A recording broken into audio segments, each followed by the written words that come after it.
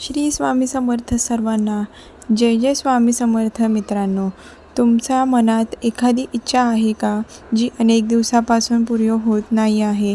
खूप प्रयत्न करूनही यश मिळत नाही आहे का? घरात आर्थिक अडचणी, मानसिक तणाव किंवा सतत काही ना काही समस्या सुरू आहेत का? तर आजचा हा व्हिडिओ शेवटपर्यंत नक्की पहा, कारण आज मी तुम्हाला तुळशी मातेसमोर म्हटला जाणारा एक अत्यंत पवित्र आणि प्रभावी मंत्र सांगणार आहे.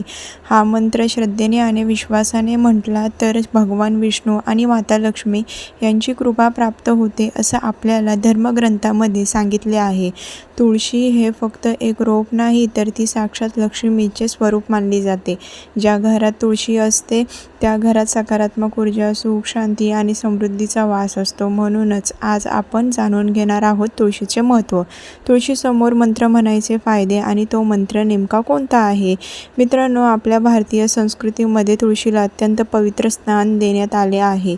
प्रत्येक हिंदू घराच्या अंगणात किंवा गच्चीवर तुळशीचे रोप पाहायला मिळते. सकाळी आणि संध्याकाळी तुळशीसमोर दिवा लावला जातो, तिची पूजा केली जाते, कारण तुळशी ही भगवान विष्णूंना अत्यंत प्रिय आहे. ज्या ठिकाणी तुळशी असते त्या ठिकाणी देवतांचा वास असतो असे मानले जाते. अनेक लोक रोज पूजा करतात, पण त्यांना अपेक्षित फळ मिळत नाही. याचे एक कारण म्हणजे पूजा करताना मनाची एकाग्रता नसणे. जेव्हा आपण श्रद्धेने आणि भक्तिभावाने तुळशीसमोर मंत्र म्हणतो, तेव्हा आपल्या प्रार्थना थेट परमेश्वरापर्यंत पोहोचतात. मित्रांनो, तुळशीसमोर मंत्र म्हणायचा सर्वात मोठा फायदा म्हणजे मन शांत होते.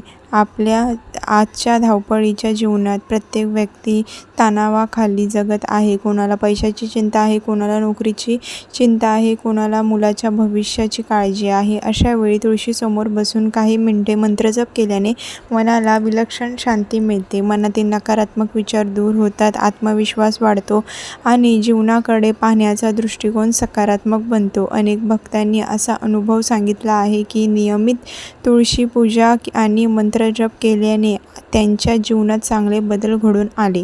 काहींच्या आर्थिक अडचणी कमी झाल्या, काहींना नोकरी मिळाली, काहींचे कौटुंबिक वाद मिटले, तर काहींना मानसिक समाधान प्राप्त झाले. हे सर्व श्रद्धा, विश्वास आणि सातत्यामुळे घडले. मित्रांनो, आता आपण जाणून घेऊया तो पवित्र मंत्र. हा मंत्र आहे ओम नमो भगवते वासुदेवाय. हा भगवान विष्णूंचा अत्यंत शक्तिशाली मंत्र मानला जातो. तुळशीसमोर उभे राहून किंवा बसून हा मंत्र किमान 11 वेळा 108 वेळा म्हणा. मंत्र म्हणताना मन पूर्णपणे देवाकडे केंद्रित असावे. मनात कोणतीही द्वेष, राग किंवा वाईट विचार ठेवू नये. फक्त श्रद्धा आणि भक्ती असावी. सकाळी स्नान करून स्वच्छ वस्त्र परिधान करावीत. त्यानंतर तुळशीला पाणी अर्पण करावे, हळद कुंकू वाहावे, एक छोटासा दिवा लावावा आणि शांतपणे मंत्रजप सुरू करावा. मित्रांनो, मंत्रजप करताना घाई करू नका. प्रत्येक शब्द स्पष्ट उच्चारा, कारण मंत्रातील प्रत्येक अक्षरात दिव्य शक्ती असते. ज्या क्षणी आपण श्रद्धेने मंत्र म्हणतो त्या क्षणी सकारात्मक ऊर्जा आपल्या भोवती निर्माण होऊ लागते. तुळशीची आणखी एक विशेष महत्त्व म्हणजे ती वातावरण शुद्ध करते. तिच्या आसपासची जागा पवित्र आणि सात्विक बनवते. म्हणून अनेक ऋषीमुनींनी तुळशीचे महत्त्व आपल्या ग्रंथामध्ये सांगितले आहे. तुळशीची सेवा करणाऱ्या व्यक्तीवर भगवान विष्णूची विशेष कृपा राहते असे मानले जाते. मित्रांनो, इच्छा पूर्ण होण्यासाठी फक्त मंत्र म्हणणे पुरेसे नाही, त्यासोबत चांगले कर्म करणे देखील आवश्यक आहे. आपण सत्य बोलले पाहिजे, गरजू लोकांना मदत केली पाहिजे, आईवडिलांचा आदर केला पाहिजे आणि कोणाचंही मन दुखावणार नाही याची काळजी घेतली पाहिजे. जेव्हा आपले चांगले कर्म आणि भक्ती एकत्र येतात, तेव्हा जीवनात सकारात्मक चमत्कार घडू लागतात. अनेक लोक विचारतात की मंत्र किती दिवस म्हणावा. मित्रांनो, यासाठी कोणतीही मर्यादा नाही. दररोज नियमितपणे मंत्रजप केला तर त्याचे अधिक चांगले परिणाम दिसू लागतात. विशेषतः गुरुवार, एकादशी आणि पौर्णिमेच्या दिवशी हा मंत्र म्हणणे अधिक शुभ मानले जाते. तसंच संध्याकाळी तुळशीसमोर तुपाचा दिवा लावून मंत्रजप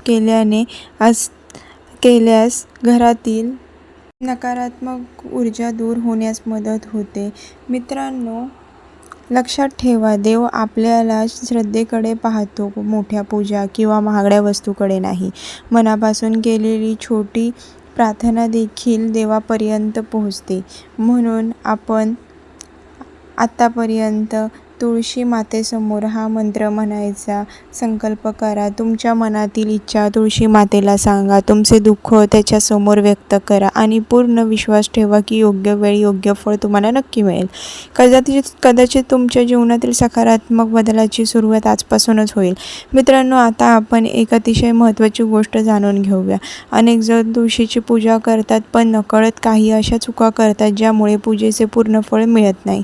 म्हणून या चुका टाळणे प्रत्येक भक्तासाठी आवश्यक आहे. सर्वात पहिली चूक, तुळशीची पाने कोणत्याही वेळी तोडणे. शास्त्रानुसार सूर्योदयानंतर स्नान करून स्वच्छ मनाने तुळशीची पानं तोडावीत.